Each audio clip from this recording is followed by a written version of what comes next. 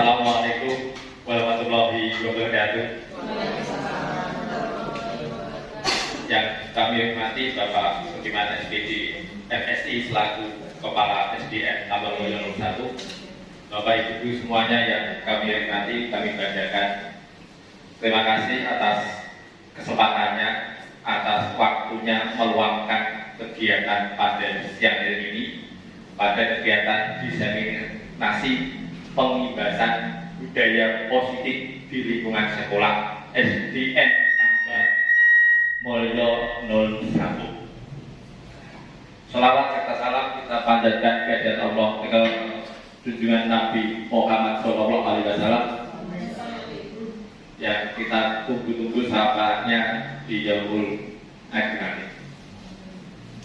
Untuk kegiatan siang ini, acara pertama adalah pembukaan, yang kedua doa, yang ketiga sambutan dari Kepala SDN Tambak Mulyo 01, dan yang keempat adalah acara inti, dan yang kelima nanti penutup. Marilah pada siang ini kita buka acara ini dengan bacaan basmalah bersama. Semoga kegiatan siang ini nanti tidak ada kendala, bermanfaat bagi kita semuanya, bermanfaat bagi SDN Tambak Mulyo 01. Mari kita buka bersama dengan bacaan basmalah. Bismillah. Terima kasih. Selanjutnya adalah doa. Mari kita sejenak menundukkan kepala, semoga kegiatan ini diridhai oleh Allah SWT. Berdoa, mulai.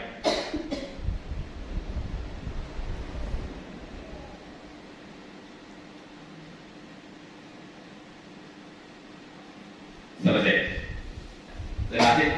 Menginjak selanjutnya adalah sambutan dari Kepala SDN Tambak Mulyo 01 kepada yang terdekat Bapak Sukiman SPD MSI. Kami persilakan.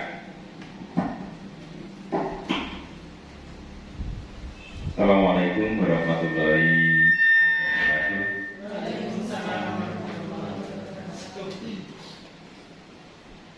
Bapak Sebaya saya hormati, dan Bapak Ibu Guru SD Tambak Mulyo 01 yang saya banggakan, maka kita bersama-sama menjadikan syukur dari Allah Subhanahu wa Ta'ala bahasanya pada siang hari ini kita masih dikaruniai kesehatan sehingga kita dapat hadir undangan untuk melaksanakan diseminasi pengibasan budaya positif guru penggerak, calon penggerak untuk Bapak Sundoyo. Salawat dan salam mari kita terima kita Muhammad Sallallahu Alaihi Wasallam, dan kita mendapat sahabatnya di kiamat. Amin Allahumma amin. Bagi yang saya hormati, saya ucapkan terima kasih atas kehadirannya di tempat, di ruang yang sedikit agak sejuk dibandingkan yang lain. Saya ucapkan selamat. Harapan dari kami, saya selaku pimpinan Kepala Sekolah SD Tambak Mulyo 01 yang mohon maaf yang sebesar-besarnya, hanya sebatas ini memberi sarana prasarana tempat yang digunakan untuk destinasi ini. Mudah-mudahan nanti berjalan dengan lancar, baik, nyaman, dan menghasilkan yang terbaik untuk calon guru penggerak Bapak Sundoyo. Kemudian yang kedua, selamat untuk laksanakan dengan sebaik-baiknya sehingga nanti hari ini dan ke depan menghasilkan yang terbaik khusus untuk kegiatan Bapak Ibu guru, berkembang untuk anak didik dan di lingkungan sekitar. Itu ini mudah-mudahan dapat berjalan dengan baik sehingga nanti kita menjadi guru yang terbaik pertama di SD Tambak Mulyo 01 ini. Demikian yang saya sampaikan, santai mawon merasa sepaneng sehingga nanti kita menghadirkan yang terbaik untuk kita. Kurang lebihnya saya mohon maaf. Assalamualaikum warahmatullahi wabarakatuh.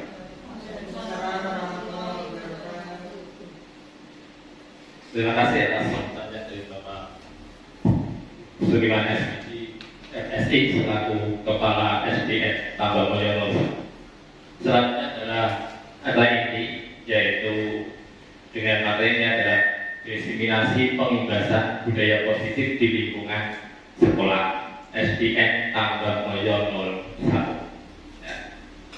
Oleh CDP Angkatan 9 saya sendiri Sudoyo dengan PP Ibu Mastini yang sudah 2 kali ini kita ketemu di sini ketika pada pendampingan 1 dan pendampingan 2 dengan hasilnya Ibu Muji Arisagnani dari Kebumen.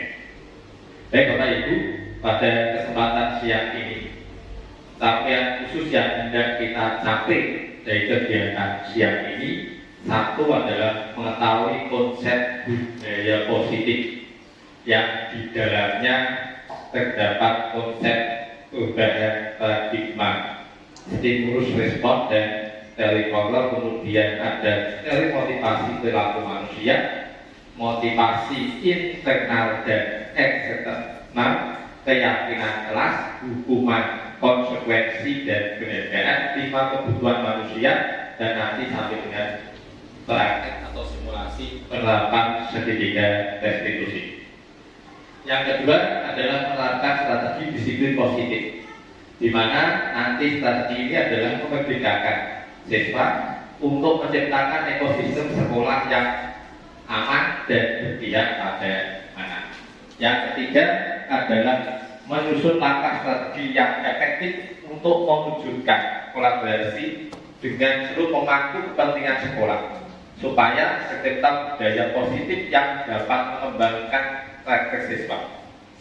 Dan yang keempat adalah bersikap reflektif, kritis terhadap budaya di sekolah, dan senantiasa mengembangkannya sesuai dengan kebutuhan sosial dan emosional siswa atau murid. Nah, intinya adalah semuanya untuk memerdekakan siswa. Ya, subjeknya semuanya kepada anak.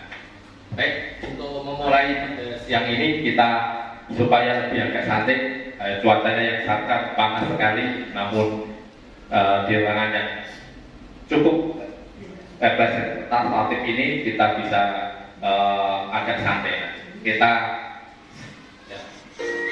tebak-tebak dulu. Silakan sambil di minum esnya. Ya, kita tebak-tebak anak, tebak kota dulu. Surabaya. Nah, dari Bung Angger Surabaya. Iya.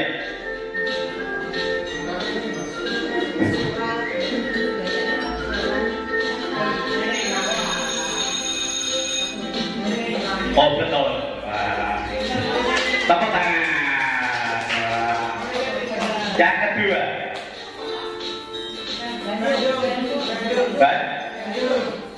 Bandung.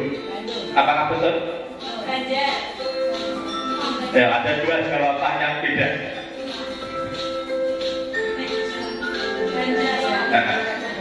Yang betul? Oh betul, wah bareng lagi. Yang ketiga. Wah, mulai ketemu ya.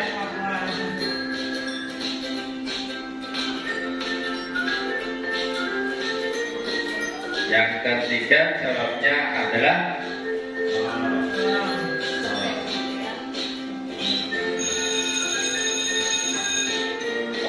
ya betul, salah satu kota di Papua. Dan yang keempat ya, Sukabumi. Ya, kita lihat apakah Sukabumi.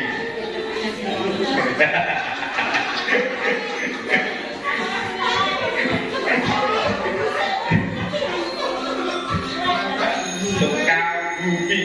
Apakah betul? Oh betul ya. Suka yang satu bumi ya. Sukabumi. Ya. Kalau yang ini?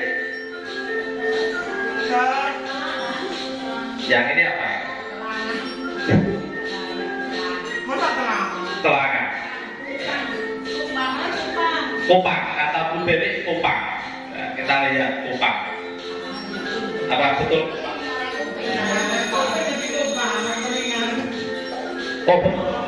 Ya, tadi kuping bukan telinga.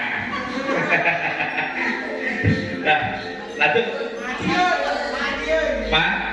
Madiun. Ya, kalau ada kata-kata ini gampang sepertinya. Tapi kalau seperti suka bumi kan tidak. Ya. Naik bumi. Madiun.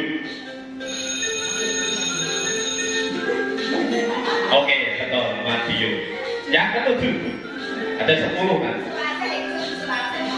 Selesai coba.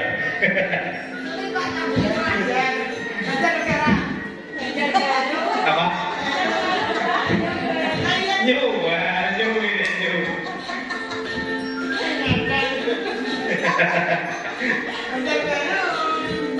Kok gimana itu? Di Kalimantan. Yang kedua apa? Apa ini?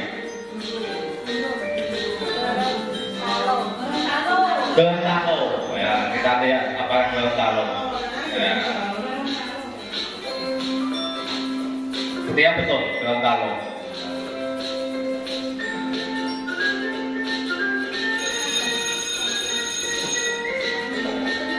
Oh betul ya Gorontalo. Yang ke-9.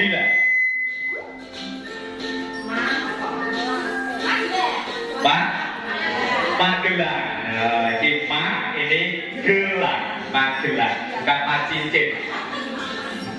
Magelang.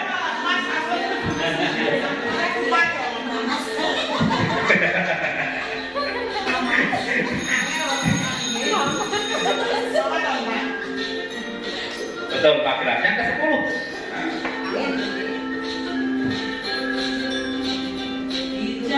Jambi. Ya. Jambi. Ya.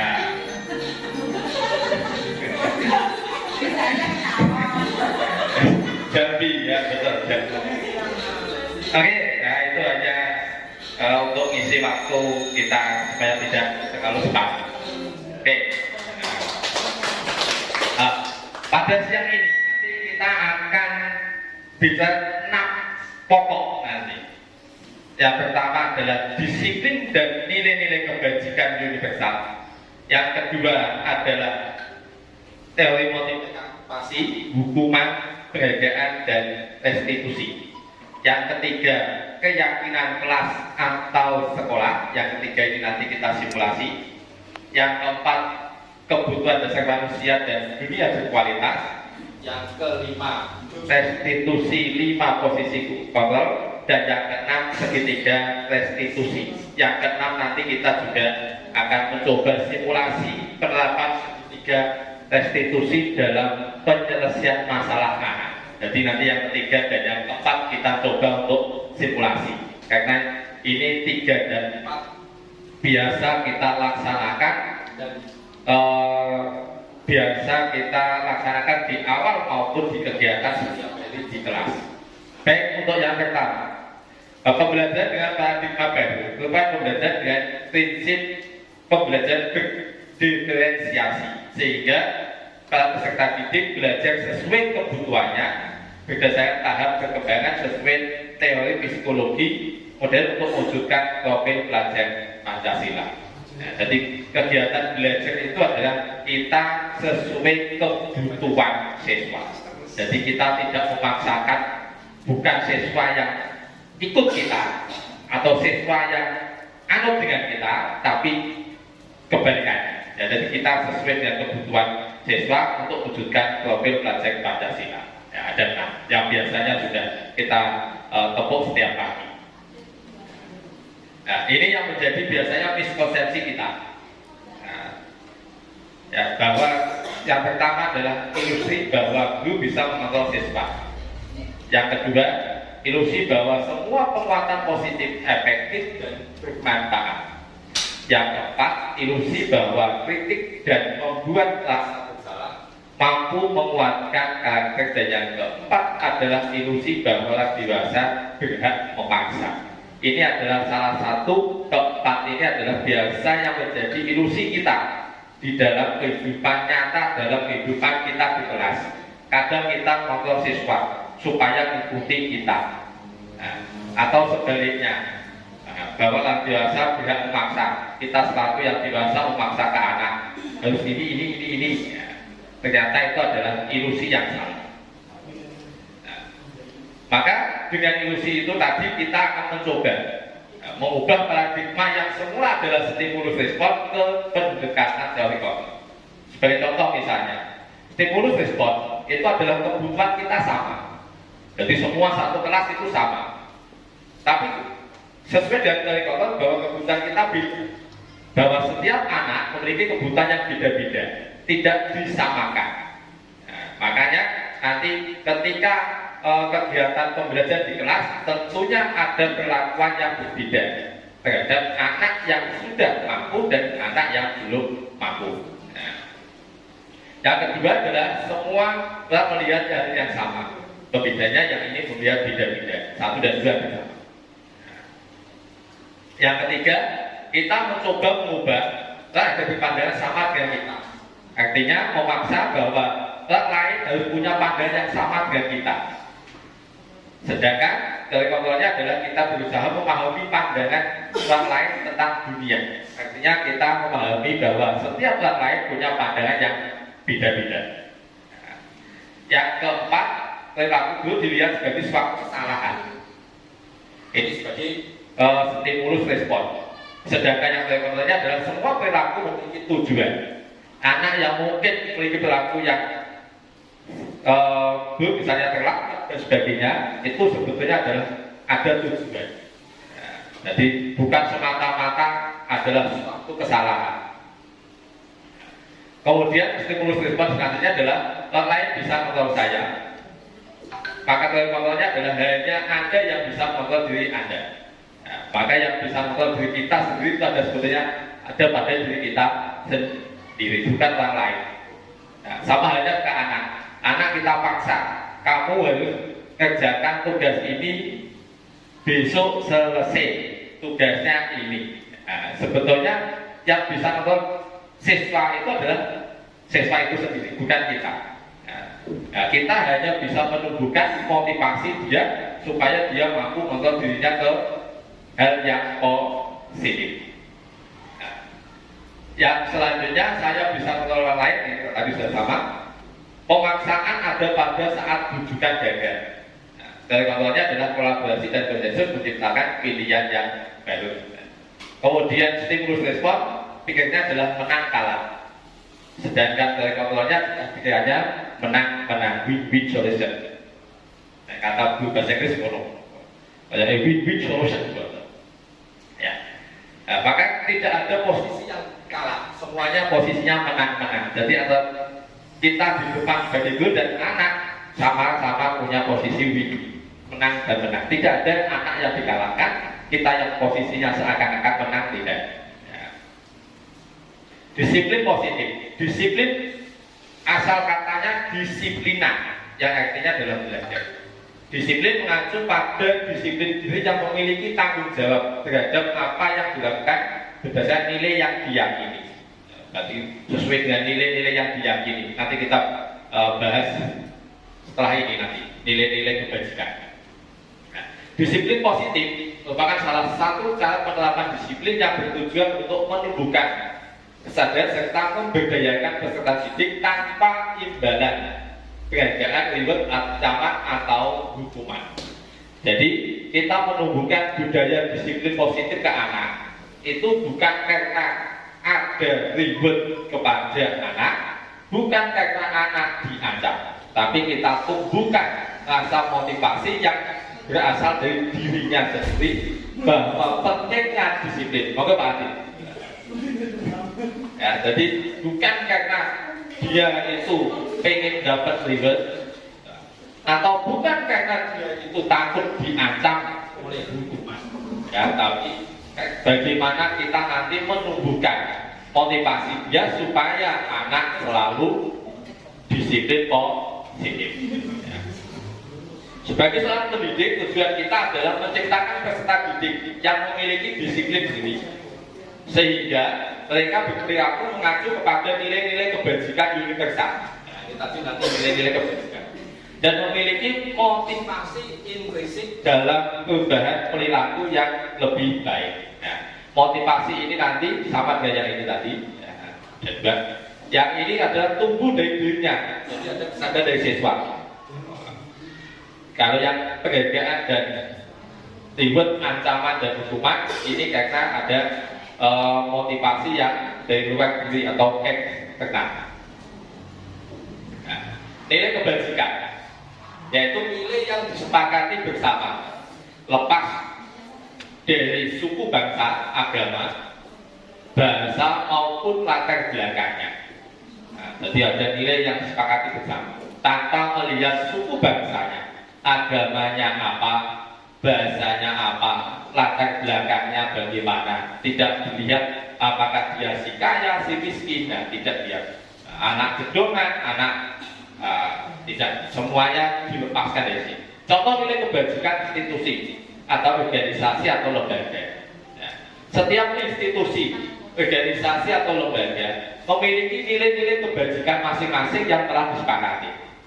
Nah, di dalam dunia pendidikan kita, nilai kebajikan kita terkenal dengan istilah adalah profil pelajar Pancasila.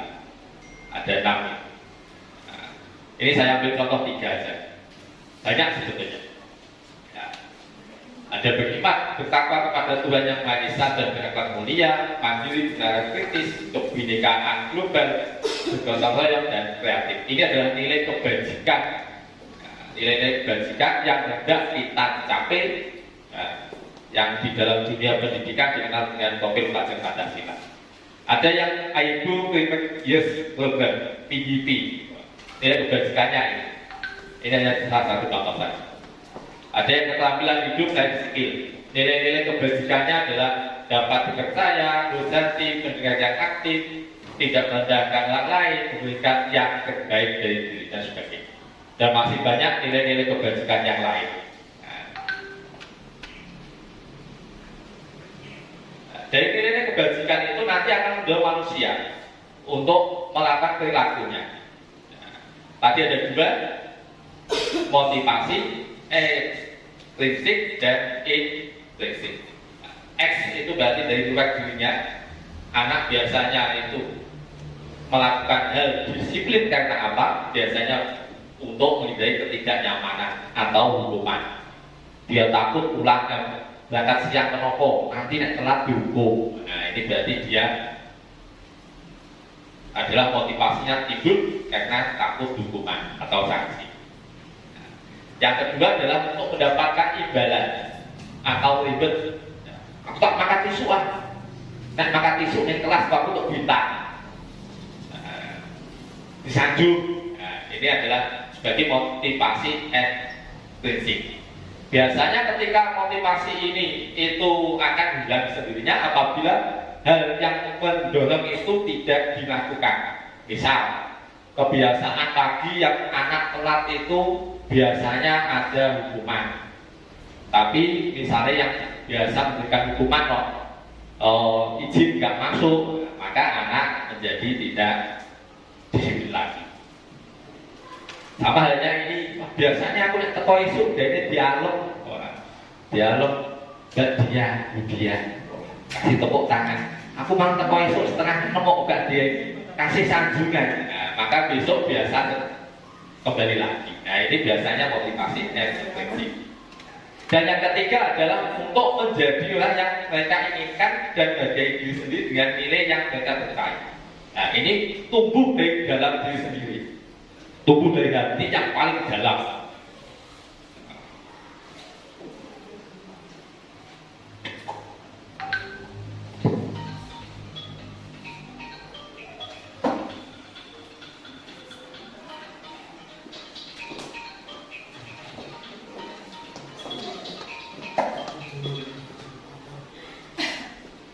Ya, tumbuh dari hati yang paling dalam. Maka karena tumbuh dari hati yang paling dalam, ini biasa akan mampu membangkitkan motivasinya. Jadi dia akan sadar dengan dirinya. Nah, pentingnya anak berangkat pagi, ya. Kemudian pentingnya dia menjalankan tata tertib di sekolah, ya. Maka tanpa adanya ancaman hukuman atau adanya imbalan, anak akan melakukan disiplin sendirinya.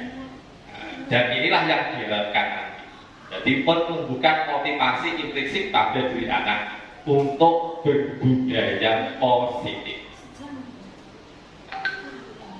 Hukuman, konsekuensi, dan restitusi. Hukuman adalah tidak berencana atau tiba-tiba, ujuk-ujuk. Saya tidak tahu apa yang akan terjadi atau tidak dilibatkan, bersifat satu hal berupa hukuman fisik dan psikis. Itu adalah hukuman. Efeknya jangka panjang. Kita dulu pernah misalnya waktu SD, kalau kita hitung kan sudah puluhan tahun.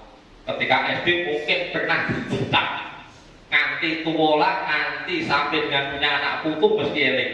Aku diberi tahu dicetak pakai, bukai. Itu adalah hukuman. Jadi lukanya sampai mendalam, sampai tua, ingat-ingat. Yang kedua, konsekuensi. Konsekuensi itu rencana disepakati sesuai dengan peraturan, jadi ada kesepakatan. Yang kedua, tetap juga tidak nyaman. Yang ketiga, sikap guru selalu memonitor gue. Nah, jadi gue tetap juga tidak nyaman, walaupun ada konsekuensi. Misalnya, konsekuensi jika kamu telat, apa konsekuensinya? Meskipun ada konsekuensinya, anak sudah tahu, tetap siswa anak merasa tidak nyaman. Dan restitusi adalah proses menciptakan kondisi bagi siswa untuk memperbaiki kesalahan. Jadi kita membangun siswa untuk memperbaiki kesalahannya. Siswa supaya tahu kesalahannya sehingga dia nanti memperbaiki atau tidak mengulangi kesalahan itu. Proses kolaboratif yang mengajarkan siswa untuk mencari solusi. Nah, jadi nanti siswa nanti bisa berikan salahnya apa, terus dibangun bagaimana dia mencari solusi atas masalah itu. Dan ini adalah tahapan yang paling tepat adalah dengan restitusi. Tadi hukuman. Nah, hukuman tadi adalah dijatuhkan oleh sistem hukum sebagai respon atas pelanggaran atau kejahatan tadi. Konsekuensi tadi ada itu. Nah, misalnya seseorang itu mengendarai mobil dengan kecepatan tinggi, maka konsekuensinya adalah mungkin kecelakaan atau melanggar lampu lalu lintas. Itu adalah konsekuensinya. Restitusi adalah bentuk kompensasi yang diberikan kepada pihak yang dirugikan sebagai akibat tindakan yang melanggar. Misalnya setelah mencuri barang, maka restitusinya adalah mengganti. Misalnya siswa buang sampah, restitusinya adalah ngambil sampah dibuang ke tempat sampah. Konsekuensinya mungkin ada perjanjian, ada kesepakatan kalau buang sampah mungkin ganti cari sampah 5 kalinya. Kalau dihukum mungkin hukumannya apa? Nah, itu pembedaan. Ini adalah salah satu contoh misalnya. Contoh antara hukuman dan konsekuensi. Satu misalnya mencatat 100 kali di dalam buku kalimat saya tidak akan terlambat lagi. Biasanya nangani siswa kan ada yang telat. Wah, beda telat. Ayo tulis ping 100. Nah, itu adalah salah satu contoh hukuman. Yang kedua, lain mengelilingi lapangan basket 2 kali karena terlambat hadir di sekolah. Ini sudah sama hukuman.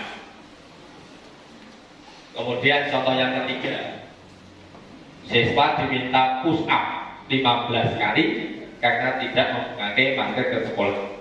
Sudah sama hukuman. Yang ketiga, menggantikan kertas tugas teman yang telah dibelanja. Ini konsekuensi. Ganti. Yang selanjutnya, membersihkan tumpang air di meja tulis karena tersinggung pada saat belajar, konsekuensi. Kemudian disuruh untuk tidak mengenakan sepatu seharian di sekolah karena sepatunya tidak warna hitam, hukuman. Kemudian saya mengelilingi lapangan basket 2 kali karena terlambat 10 menit untuk pelajaran PJOK konsekuensi. Kalau kita lihat poin kedua dan yang ketujuh, ya, sama-sama mengelilingi lapangan basket. Yang satu hukuman, yang satu konsekuensi. Bedanya karena apa? Kalau ada hukuman, ada konsekuensi. Padahal sama-sama mengelilingi lapangan.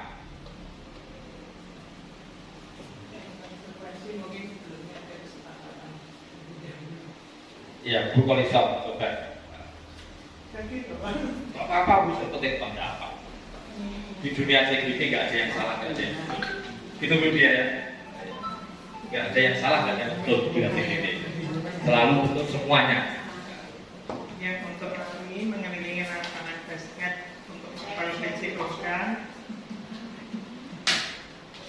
itu dinamakan konsekuensi karena mungkin sebelumnya sudah ada kesepakatan antara murid dan guru.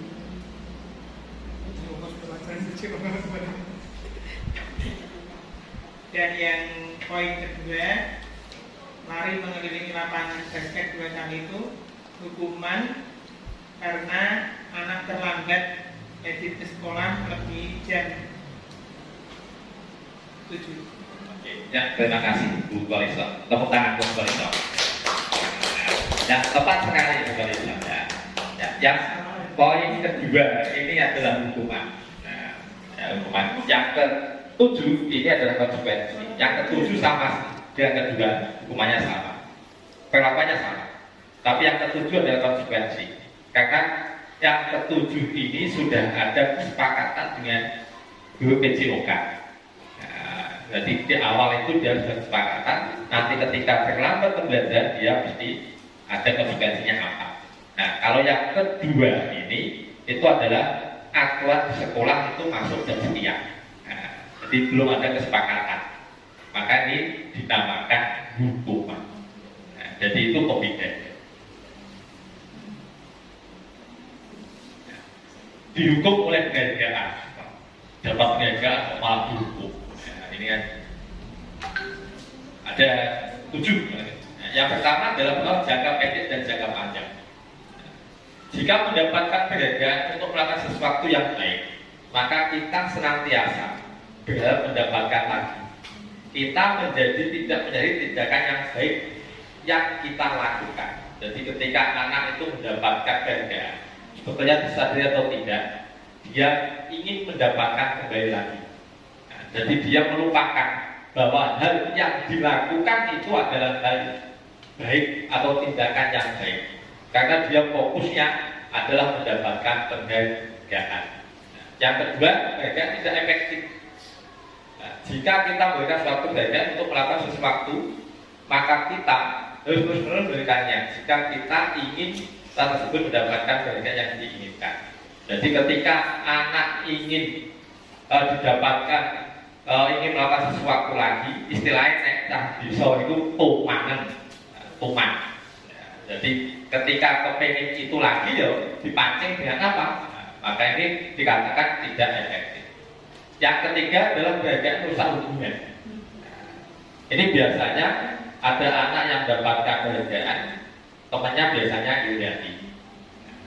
Itu rusak. Nah, ini dihujati dan sebagian mereka tidak menyukai orang yang diberikan penghargaan. Jadi pandang temannya sinis. Yang keempat, mengurangi ketepatan. Yang kelima, menurunkan kualitas. Yang keenam, mematikan, ini betul, mematikan kreativitas. Dan yang ketujuh, banyak hukum. Ini menghukum bagi yang tidak mendapatkan. Nah, ini yang ketujuh ini menghukum bagi yang tidak mendapatkan. Misalnya di kelas itu kan ranking 1, 2, 3 dapat hadiah. Yang tidak dapat hadiah kan merasa ini dihukum, jadi mendapatkan beban kan omah takoi. Nah, jadi itu semacam ada hukuman bagi diri anak yang tidak mendapatkan.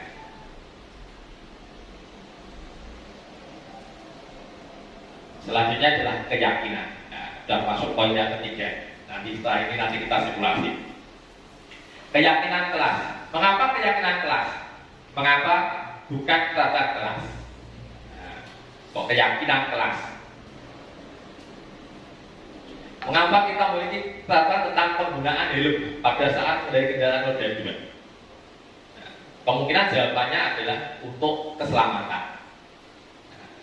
Nilai keselamatan inilah yang kita yakini sebagai suatu keyakinan, yaitu nilai kebajikan universal yang disepakati secara kesadaran dan surat lepas dari latar belakang suku, negara, bangsa maupun agama. Nah, maka dari sini nih nilai keselamatan ini dikatakan sebagai suatu nilai keyakinan. Maka tadi di depan, kenapa keyakinan tidak menggunakan keraguan? Sedangkan keyakinan karena di dalamnya itu adalah karena di dalamnya ada nilai yang diyakini. Contohnya nilai yang diyakini adalah nilai keselamatan. Nanti untuk membentukkan keyakinan kelas 1 bersifat abstrak. Yang kedua, berupa pernyataan universal. Pernyataannya umum, tidak khusus. Dibuat dalam pernyataan positif. Ya, jadi selalu positif, tidak negatif. Misalnya, tidak datang terlambat. Nah, kata bahasa Indonesia itu tidak itu kan berarti negatif. Maka dibuat menjadi positif, berarti datang tepat waktu. Nah, jadi tidak menggunakan kata tidak atau yang sifatnya negatif. Sedikit saja sehingga mudah diingat. Jadi nanti keyakinan kelas itu nggak usah kuatin, tidak usah terlalu banyak. Tapi sedikit aja, 7 atau 6, nanti supaya anak itu mudah mengingat. Yang selanjutnya sesuaikan dengan kondisi kelas dan sekolah, sehingga nanti mudah diterapkan. Jadi kalau membuat keyakinan kelas terlalu misalnya muluk-muluk, terlalu tinggi misalnya, tapi tidak bisa diterapkan, ya sebaiknya tidak benar. Yang kedua, selanjutnya adalah sesuai pada sekolah, kelas dilibatkan saat membuat keyakinan. Nah, jadi ketika nanti usul keyakinan, membuat kelas keyakinan, itu semua anak dilibatkan. Nah, dilibatkan dalam sebuah pendapat. Dia ingin apa dengannya, jadi semuanya. Dan dari kendala itu biasanya yang SD kelas 1, 2, 3 kan masih kecil-kecil. Nah, kalau pendapat kan sulit biasanya. Nah ini main juga sama. Ketika pas saat kami lokal juga sama. Yang menjadi kendala itu anak-anak SD. Nah, ini yang tentunya yang aktif ya adalah bapak ibunya nanti memandu bagaimana memancing anak supaya nanti dia menyampaikan. Nah, minimal anak berpendapat ngomong apa yang ingin disampaikan. Prosedurnya adalah 1, mempersilahkan warga sekolah atau siswa atau murid untuk berkelah pendapat tentang data yang perlu disepakati. Jadi nanti bapak ibu gurunya nanti di depan memimpin, anak diminta berpendapat, mengeluarkan pendapatnya, menuliskan pendapatnya apa yang ingin disampaikan. Nah, kaitannya dengan keyakinan. Ada yang mungkin boleh bawa HP pak, ya nggak apa-apa, nanti silahkan bisa. Tapi belum tentu itu nanti disepakati sebagai keyakinan kelas. Yang kedua, semua masukan dari Pak siswa tadi dicatat di papan tulis. Nah, dicatat semuanya di papan tulis. Biasanya bapak ibu itu kalau hari ini biasanya menggunakan kertas kecil. Coba kakaknya yuk jenis post-it.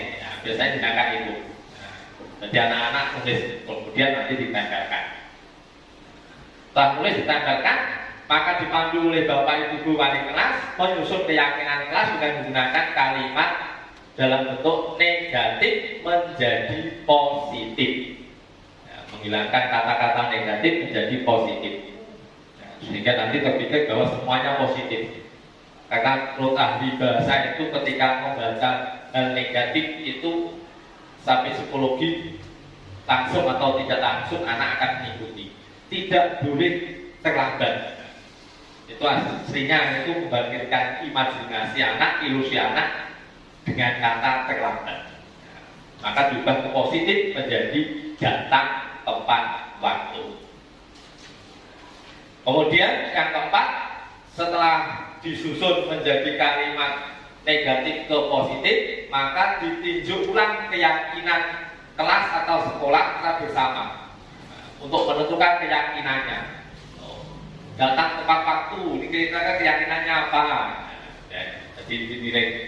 Dan jangan lupa setelah semuanya selesai disepakati, selanjutnya ditempelkan di dinding. Ditempelkan sehingga semuanya pada kelas dan sekolah tahu, oh keyakinan kelas 1 ini, keyakinan kelas 2, kelas 3, kelas 4, kelas 5, kelas 6. Apakah boleh tiap kelas punya keyakinan beda-beda? Boleh. Ya, tidak mesti semuanya kompak sama, tidak. Karena tiap kelas 1 sampai 6 pasti punya kebutuhannya masing-masing. Jadi tidak kompak sama. Tapi kalau untuk masalah yang sifatnya universal, yang umum, misalnya datang tepat waktu ya sama. Nanti nggak mungkin kelas 1 datang setengah 7, kelas 2 datang setengah 6, nah, tidak sama. Ini contoh keyakinan kelas 1. Ini contoh keyakinan kelas 5. Ada masing-masing ada 5. Setiap anggota kelas perlu belajar, perlu senang, lakukan tugas, saling berbagi rasa aman.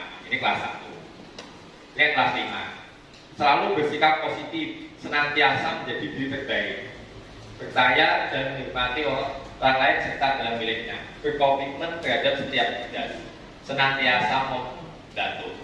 Nah, ini adalah contoh saja, contoh keyakinan kelas 1 dan kelas 5. Nah, nanti kalau usul keyakinan kelas beda dari sini nggak apa-apa. Oh, ini hanya contoh saja. Ya. Oke, itu adalah untuk keyakinan kelas. Ya. Selanjutnya kita simulasi menyusun keyakinan kelas.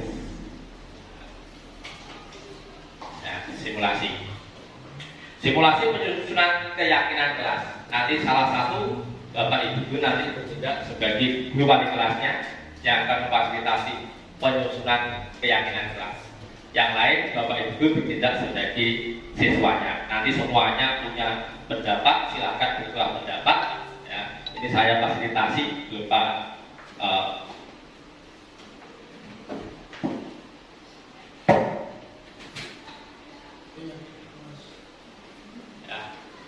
ini kami fasilitasi, nanti silakan salah satu nanti bisa memandu sebagai guru wali kelas yang akan memfasilitasi penyusunan keyakinan kelas. Monggo Bapak Ibu, mungkin salah satu ada yang mencoba untuk menjadi guru kelas. Budia, monggo Budia. Boleh Pak. Semuanya silakan bisa pendapat. Belum tentu nanti pendapatnya itu nanti diyakini sebagai keyakinan kelas.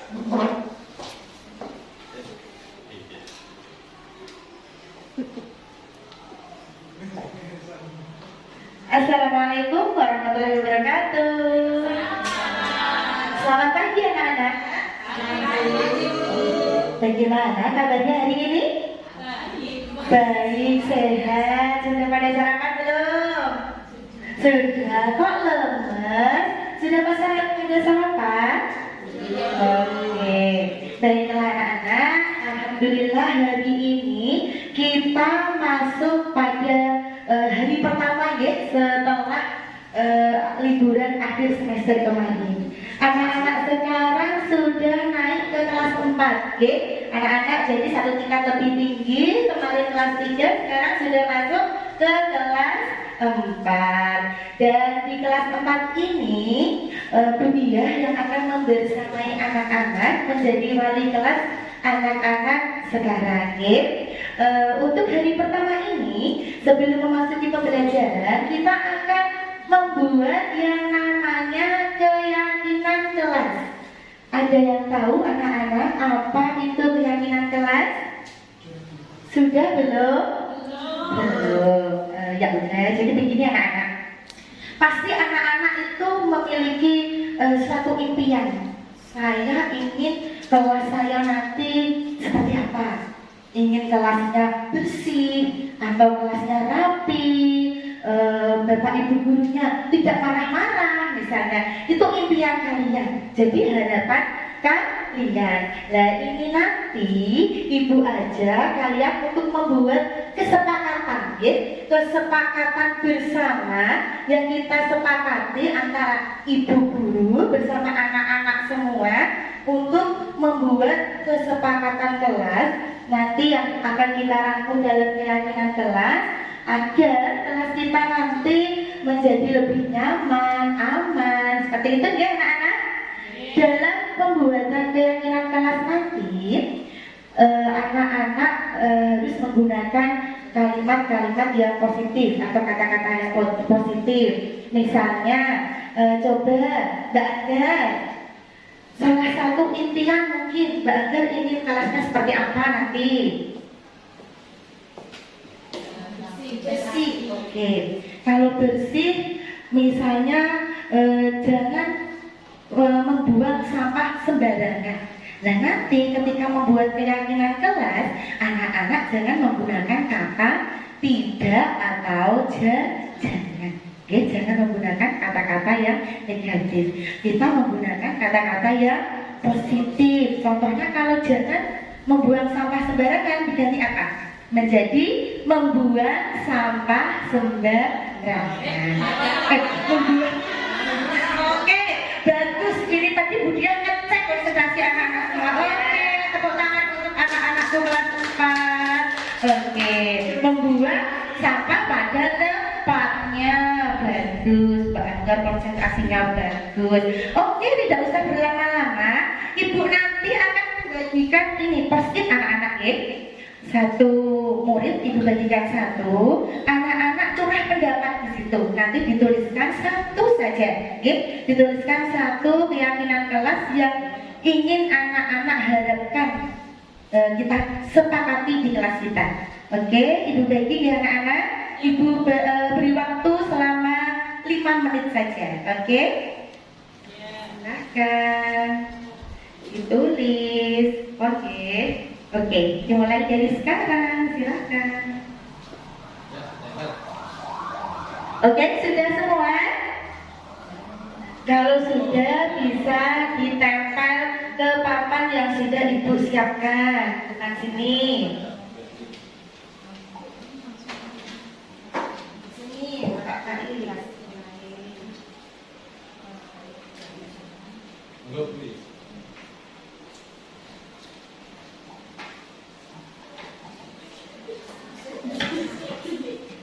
Ketika sudah berupa tadi sudah langsung tempel. Kalau sudah langsung ditempel saja ya. Oke.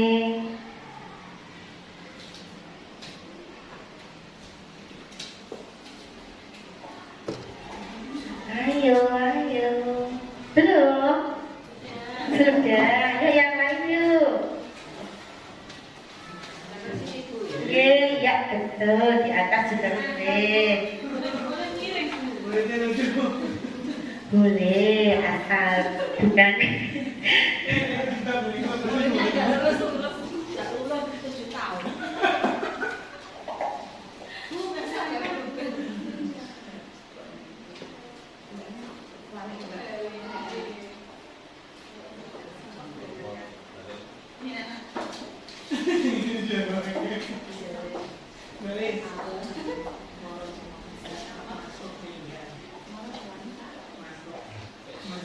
Oke, sudah semua ya.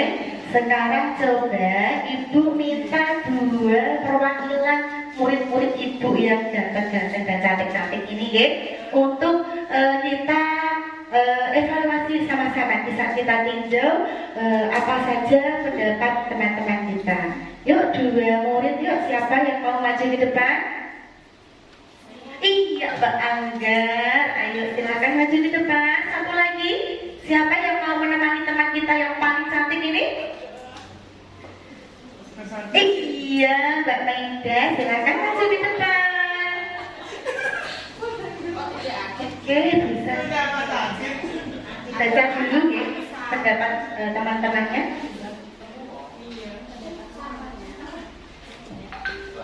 curah pendapat murid, tidak mengejek teman, tidak membuang sampah sembarangan, jujur dan mandiri. Manisan.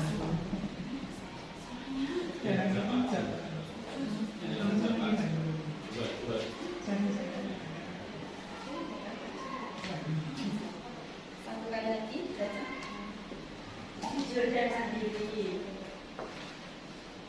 Jujur dan mandiri. Sudah, oke. Itu tadi beberapa pendapat dari teman-teman kita ya, anak-anak. Sekarang kita coba merubah curah pendapat murid ini menjadi keyakinan kelas. Tadi Ibu sudah menjelaskan, jangan menggunakan kata-kata yang negatif, ya. Jangan menggunakan kata tidak atau jangan. Kita cek satu persatu. Yang pertama, tidak membuang sampah sembarangan. Berarti kita ganti dengan apa, Nana? Membuang sampah. Membuang sampah pada tempatnya. Ayo Mbak Maida ditulis. Oke, tidak membuang sampah. Membuang sampah pada tempatnya. Ya belum sampah. Ya, nanti kita sarapan bareng-bareng ya. Ini loading. Ini lagi berapa? Persembahan dulu ya. Oke, kemudian yang kedua, tidak terlambat masuk kelas. Kalau tidak terlambat kita ganti dengan apa, anak? Datang tepat waktu. Oke.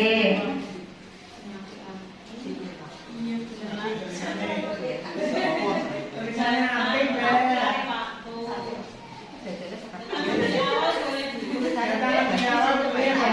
Datang lebih awal boleh. Sepakati aja, nanti kita sepakati ya. Kita datang dulu, tulis dulu. Yang ketiga,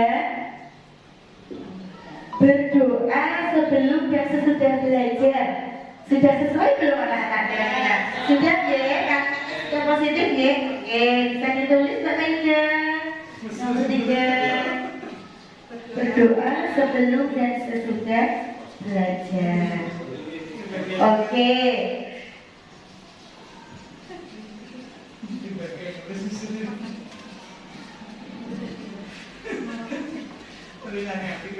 Dan kita sudah mendapatkan 3 keyakinan, yaitu keyakinan kelas yang pertama, membuang sampah pada tempatnya. Setuju tidak anak-anak? Dapat kita yakini, kita sepakati? Oke. Yang kedua, datang tepat waktu.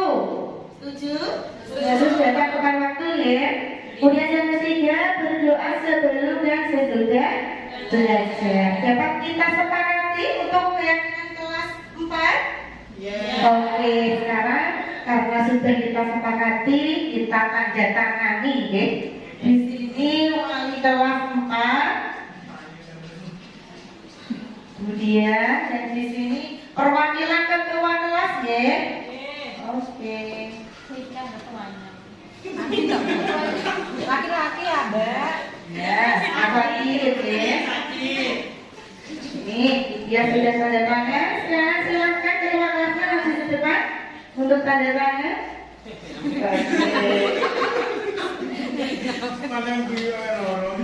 Oke, baik anak-anak, sudah kita sepakati bersama ya. Semoga keyakinan kelas yang sudah kita buat bersama-sama nanti bisa kita laksanakan dengan baik ya. Bisa diingat-ingat, dilaksanakan, diyakini ya anak-anak, agar pelaksanaan pembelajaran kita di kelas, keadaan kelas kita menjadi nyaman, aman dan kondusif. Baik anak-anak, Ibu rasa sekian pembuatan keyakinan kelas. Ibu akhiri, wabillahi taufiq wal hidayah. Wassalamualaikum warahmatullahi wabarakatuh. Terima kasih, tepuk tangan. Guru lapar ya. Ya, terima kasih untuk ujian Bu Akhir dari Bu Ida. Bagaimana tadi mensimulasikan, menyusun keyakinan kelas. Nah, ini tadi sudah dapat 3 keyakinan kelas. Nanti bisa yang lain bisa diterapkan di kelasnya masing-masing. Ya, tidak perlu banyak. Ya, 5 sampai 7 aja keyakinan kelas yang nanti yang penting disepakati dan mampu diterapkan di kelasnya masing-masing. Oke, kita lanjutkan. Selanjutnya adalah kebutuhan dasar manusia. Adalah segala sesuatu yang kita lakukan untuk mendapatkan apa yang kita inginkan. Seluruh tindakan yang kita lakukan memiliki tujuan tertentu dan semua usaha terbaik kita lakukan adalah dilakukan supaya kebutuhan dasar terpenuhi. Ya, jadi semua tujuannya adalah supaya kebutuhan dasar terpenuhi. Ada 5 kebutuhan dasar pada manusia. Satu adalah kebutuhan bertahan hidup. Yang kedua, kasih sayang dan rasa diterima. Yang ketiga, penguasaan. Keempat, kebebasan. Dan kelima, kesenangan. Terkait dengan kebutuhan manusia ini pada anak, kebutuhan bertahan hidup berupa makanan, pakaian, tempat tinggal, keamanan, dan kesehatan. Kasih sayang berupa rasa diterima, dipedulikan, berbagi, kerjasama, menjadi bagian dalam kelompok. Sehingga nanti tidak ada salah satu anak yang merasa dikucilkan atau dibully. Nah, itu juga adalah tidak memenuhi kebutuhan kasih sayang. Penguasaan, keinginan untuk dianggap memimpin, berprestasi, diakui, ya, itu adalah penguasaan. Kebebasan adalah mencoba hal baru maupun mengendalikan dirinya. Kesenangan, bermain, lumba, antusiasme, tertawa. Nah, itu adalah kebutuhan dasar manusia. Ada 5. Ini salah satu contoh kasus misalnya. Dinda adalah siswa kelas 3 SD. Nah, begitu tiba sampai di rumah, sepulang dari sekolah, ia nangis, ngadu pada ibunya bahwa dia tadi dibenci, bahwa dia adalah benci pada Ibu Ani, gurunya kelas. Nah, dari situ ternyata kalau kita cermati ada kebutuhan Dinda yang diabaikan atau kebutuhan Dinda yang belum dipenuhi. Nah, jawaban Dinda ketika ketemu ibunya tadi, ibu dulu bilang, aku tidak boleh bersenandung sewaktu mengerjakan tugas. Katanya, kalau harus senang, tidak ada surat kan, nggak seru jadinya. Nah, ini adalah ketika Dinda mengucapkan kepada ibunya. Nah, dari ucapan itu dapat kita ketahui bahwa ada kebutuhan Dinda yang ingin dia capai, yaitu kebutuhan kesenangan. Yang kedua, ibuku tidak menyapaku hari ini, padahal aku sudah pakai jepit rambut yang baru ini, Bu. Nah, misalnya, contohnya anaknya Bulis. Dengan biasa kalau tiap pagi kan, Pak Daya pakai lipstik aku. Nah, ini kan sama sebetulnya ini. Nah, kebutuhan yang ingin dia capai itu adalah kebutuhan kasih sayang dan rasa terima. Yang ketiga, aku bosan masa belajarnya cuma gitu aja, hanya dengan ibu aja. Nah, ini adalah kebutuhan kebebasan. Nah, contoh 3, 4, aku sebel gambarku tidak rapi, malah ibu nunjukin ke teman-temanku di depan kelas. Nah, ini adalah kebutuhan penguasaan. Nah, jadi ini adalah salah satu ucapan-ucapan Dinda yang disampaikan kepada ibunya, nah, sesuai dengan kebutuhannya. Selanjutnya, poin selanjutnya adalah posisi kita. Nah, ada 5 posisi dulu yang kita pahami. 1, pemhukum. Yang kedua, membuat rasa bersalah. Jadi anak itu dibuat seakan-akan anak yang salah. Yang ketiga, teman. Yang keempat, pemantau. Dan yang kelima nanti sebagai manajer. Nah, inilah puncak yang sebetulnya harus kita laksanakan, yang kelima. Nah, kalau kita refleksi pada diri kita saat ini pada posisi yang mana? Apakah sebagai penghukum anak? Apakah pemantau? Apakah sebagai teman? Nah, contoh misalnya, kasusnya adalah siswa tidak memakai atribut lengkap saat upacara bendera hari Senin.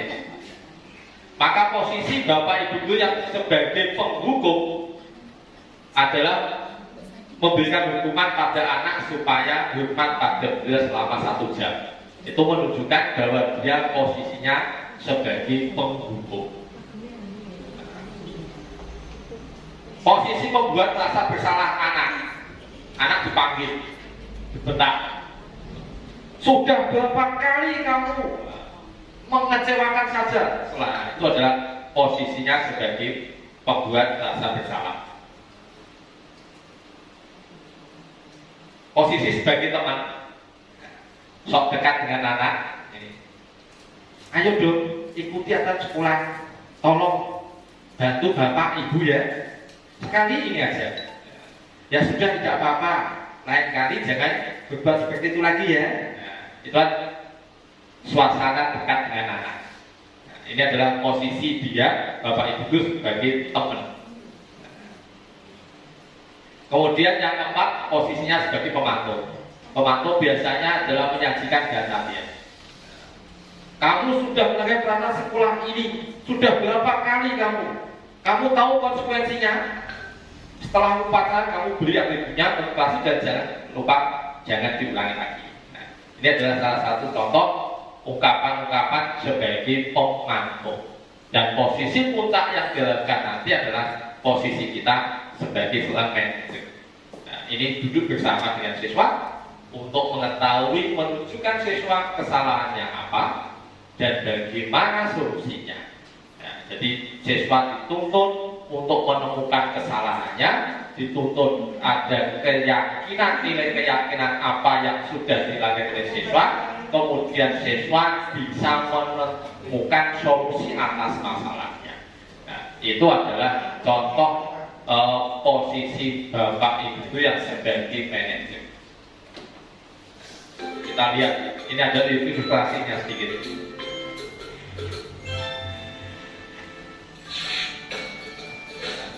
Kita refleksi, itu seperti apa kita selama ini kalau kita melihat situasi yang semacam ini. Halo, Bapak Ibu Guru calon guru penggerak. Video ini akan menampilkan 5 adegan interaksi guru dan murid. Ada 5 adegan. Silakan menonton dan merefleksikannya. A, B, C, D, dan E. Sidang kerja. Pagi anak-anak, silakan PR yang kemarin Ibu berikan diletakkan di meja. Anton, kamu sudah mengerjakan belum? Belum mengerjakan saya, Bu. Kamu selalu ya ngerjain PR. Sekarang kamu duduk di depan, lalu tulis. Saya berjanji tidak akan mengulangi lagi. Saya berjanji akan berusaha menjadi murid yang rajin belajar. Ini Bapak Ibu gurunya memberi hukuman. Nah, itu adalah sebagai posisinya sebagai penghukum. Hari ini ada tugas ya. Ini Bapak Ada yang Bapak B. mengerjakan. Anton, kamu sudah mengerjakan? Belum, Pak. Kamu gak kerjain tugas ya. Kamu mau jadi apa nanti? Kamu lihat sekolah gak sih? Coba bayangkan orang tuamu betapa kecewanya sama kamu. Kamu itu sudah kelas 5. Ini anak dibuat merasa bersalah, merasa bersalah kepada orang tuanya. Jadi ada beban. Yang ketiga, yang ketiga. Nanti jangan diulangi lagi ya. Kalau kamu rajin, Ibu senang lihatnya. Ya. Lain kali tepat waktu ya masuknya. Nah, ini bahasanya halus. Seakan-akan ada ikatan batin dengan siswanya, ada hubungan yang dekat. Nanti sebagai teman. Yang keempat, yang D. Kamu kok gak pakai baju olahraga? Kok pakai? Oh, kok Pak Adit ini Pak?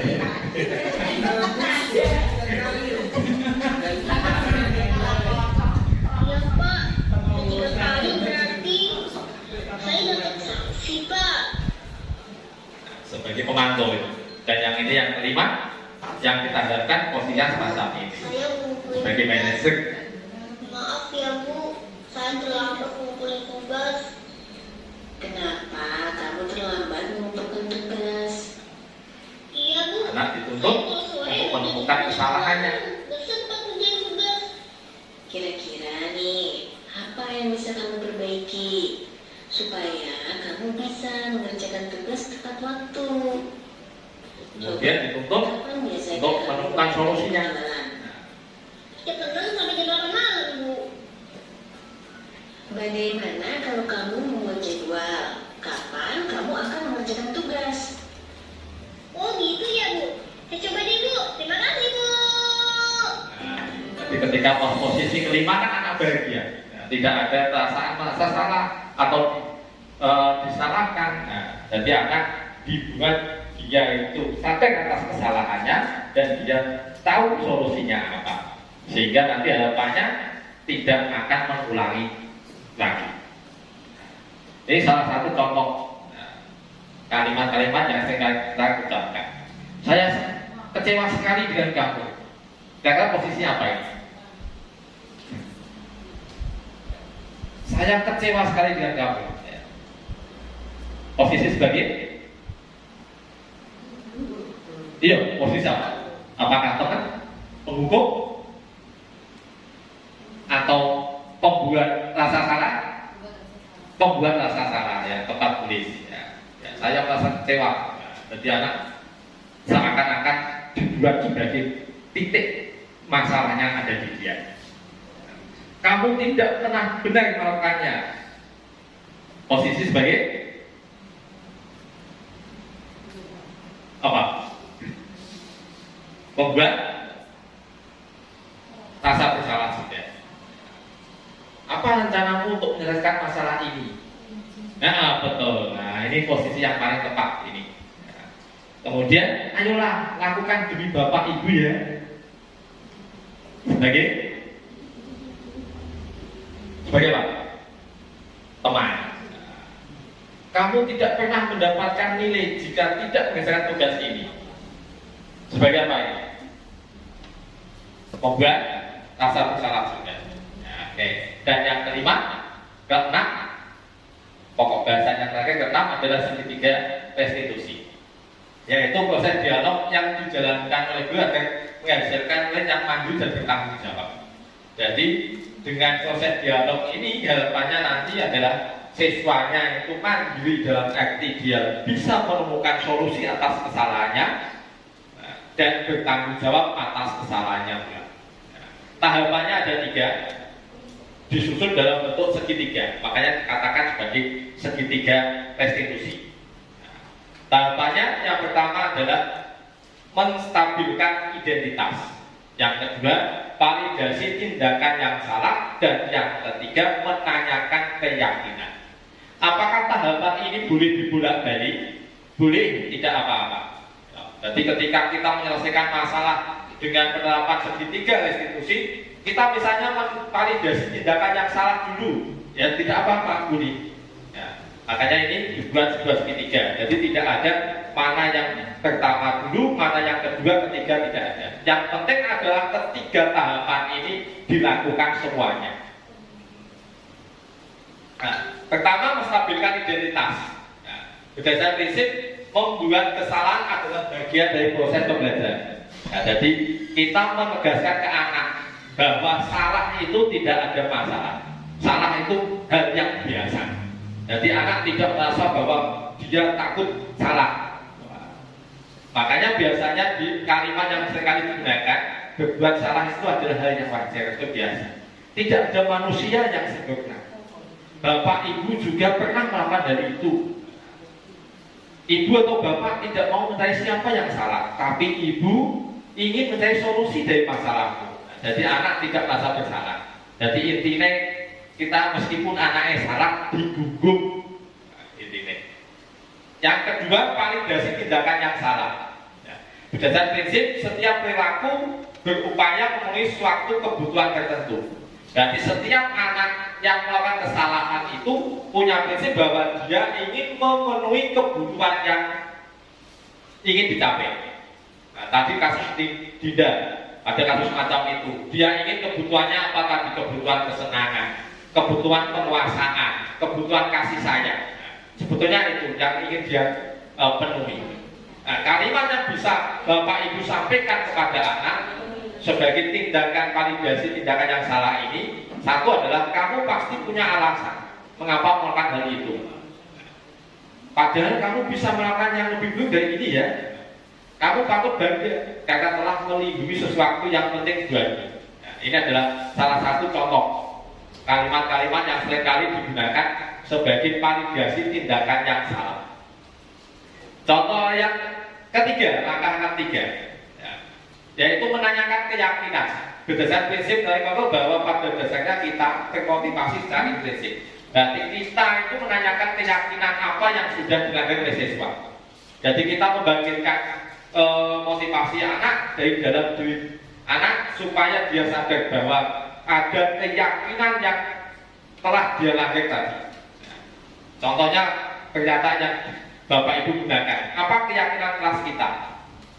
Nilai apa yang telah disepakati dulu? Jadi anak ditunjukkan, kamu seperti ini, kamu dulu punya keyakinan, punya kesepakatan apa? Misalnya tadi sepakati membuang sampah pada tempatnya, nah, maka anak diingatkan, kesepakatan dulu, keyakinan dulu apa yang kamu saat ini tidak kamu jalankan. Oh, membuang sampah pada tempatnya Pak. Nah, jadi anak ingat. Nah, kemudian seperti apa dengan sebuah kelas yang ideal menurutmu? Kamu ingin menjadi yang seperti apa? Besok kamu ingin seperti apa? Nah, jadi ditunjukkan. Maka ketika anak menjawab hal-hal pancingan Bapak Ibu ini, secara tidak langsung anak sudah terjun pada bangkitnya motivasi dalam diri sendiri. Nah, itu adalah langkah-langkah pelaksanaan segitiga restitusi dalam penerapan masalah. Nah, nanti kita simulasi yang ini. Nah, simulasi. Nah, simulasi kasusnya begini. Pada jam istirahat saat semua anak bermain di luar kelas, Gesi diajak bicara oleh wali kelasnya. Gesi baru saja marah kepada temannya hingga menggebrak mejanya. Nah, jadi ada sebuah kasus Gesi pada saat jam istirahat nanti dipanggil oleh wali kelasnya. Nah, kasusnya Gesi tadi habis gebrak meja. Nah, nanti Bapak Ibu silakan kita simulasi lagi. Ya, simulasi dialog. Satu sebagai Bapak Ibu guru wali kelas, yang satu sebagai Gesi, sebagai siswanya. Bapak wali kelasnya Pak Faiz ya? Pak Faiz. Oleh Bu Dewi Gesi yo. Bu Dewi Gesi nanti nek pas di tempat yang lain nanti. Nah, Gesinya Bu. Gesinya siswa kelas 6 itu langsing. Yang cocok gak kayak aja Gesinya. Oke, nanti kita simulasi. Ya, kita simulasi di sini aja, di tempat ini aja. Ya, di sini aja, di tempat ini kita simulasi berdialog. Yang satu perannya sebagai wali kelas, yang satu sebagai Gesi. Oke Bu. Ini sebagai dalam yang di sini aja, di sini aja. Di sini aja. Pak Faiz sebagai wali kelas. Berdiri monggo, duduk ya monggo. Yang penting ada komunikasi. Berdiri, monggo. Syuting, berdiri. Maju dulu, maju sekalian. Di sini aja ya, oke. Nah, oke, yang satu Bapak Ibu wali kelasnya, yang satu sebagai siswa selaku Gesi tadi. Kasusnya adalah Gesi marah kepada temannya hingga gebrak meja. Gesi dipanggil Pak Faiz. Ya, silakan. Ya.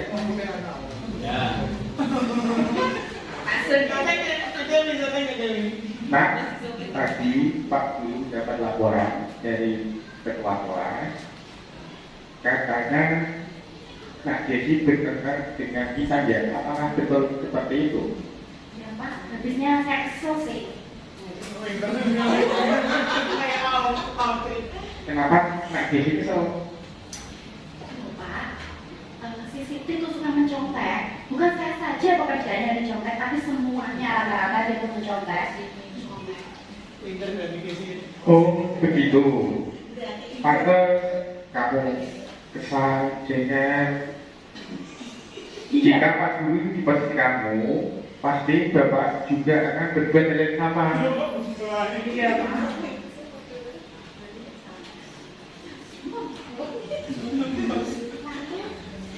Lalu apa yang kamu lakukan terhadap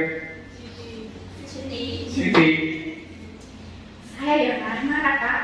Lalu saya maki Siti hingga saya bunuh meja meja Pak. Oh begitu, nah perbuatan seperti itu pasti ada alasannya. Iya Pak, saya sudah bersusah payah belajar sampai malam-malam sampai pagi sampai nggak tidur. Tetapi Siti tidak, tinggal mencolek saja. Saya kan jadi kesal Pak. Oh ya wajar, nah kalau seperti itu kerjanya sudah kamu dan bersusah payah dicontek begitu saja oleh Siti. Bapak sebagai perbuatanmu yang tidak melakukan nyari yang lebih dulu, ya. Misalkan memukul Siti. Sekarang coba kamu memikirkan perbuatanmu yang mana sampai menggebrak meja itu sesuai dengan keyakinan kelas apa belum? Lalu keyakinan kelas apa yang tidak dilanggar? Belum Pak. Saya menghormati antar teman Pak. Ya betul, menurut kamu penting tidak saling menghormati, penting tidak saling menghormati antar teman. Penting Pak. Baik, kalau menurut kamu itu penting, jadi keyakinan apa yang harus kamu lakukan pada saat sedang marah? Saya harus lebih sabar ya Pak. Kamu bersedia memperbaiki masalah seperti itu? Bersedia Pak. Apa yang kamu lakukan untuk memperbaiki masalah itu? Saya akan berusaha sabar dan menahan amarah saya ini Pak. Jika ada teman saya yang mencontek, saya langsung lapor sama Pak Guru ya. Oh ya, boleh ya, tepat sekali tindakan Muna. Tetap semangat ya, dan sekarang silakan kembali setelah ikuti pelajaran lagi. Baik, terima kasih Pak. Terima kasih, tepuk tangan. Itu tadi adalah contoh rapat segitiga restitusi. Bapak Ibu gurunya sebagai manajer. Jadi posisi kita sesungguhnya yang seperti itu ketika menyelesaikan permasalahan. Jadi bukan kita langsung menghukum anak atau kita membuat anak itu merasa bersalah atau bahkan kita sebagai teman atau pemantau. Minimal kita adalah sebagai pemantau. Ya, itu. Ini contoh hampir sama dengan kasus tadi.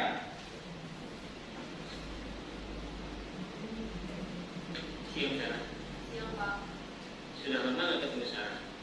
Kenapa hari ini ada di sini? Kesel Pak. Ini tahap menstabilkan identitas. Ya aku marah lah. Keselnya sama seperti keselnya Jesse tadi. Oh begitu. Ya pasti kamu marah dan kesal. Bapak juga akan marah apabila ada yang menuduh Bapak seperti itu. Kemudian pada saat itu kamu mau melakukan apa? Ya saya langsung ngatain. Ini tahap validasi tindakan. Oh begitu. Pasti kamu melakukan seperti itu karena suatu alasan tertentu kan? Iyalah, saya diam saja. Jadi anak, Ya saya bela diri lah. bapak punya terkait tindakannya tadi apa? Atau gerakannya apa? Untung kamu tidak bertindak lebih gegabah lagi, hanya membentak-bentak. Iya Pak. Untung saya masih bersabar dan hanya membentak saja. Sudah gemes padahal saya pasti bela diri lah. Ya pasti ya. Tapi kamu memilih untuk tetap bertahan dan bersabar. Kamu memilih untuk tidak berbuat lebih parah lagi kan? Iya. Nah, sekarang coba kita lihat lagi. Nah, di tahap ketiga menanyakan keyakinan. Kita di kelas. Tindakan kamu itu tidak sesuai dengan Keyakinan kelas atau prinsip kamu tidak. Nah, ini tahap. Pak.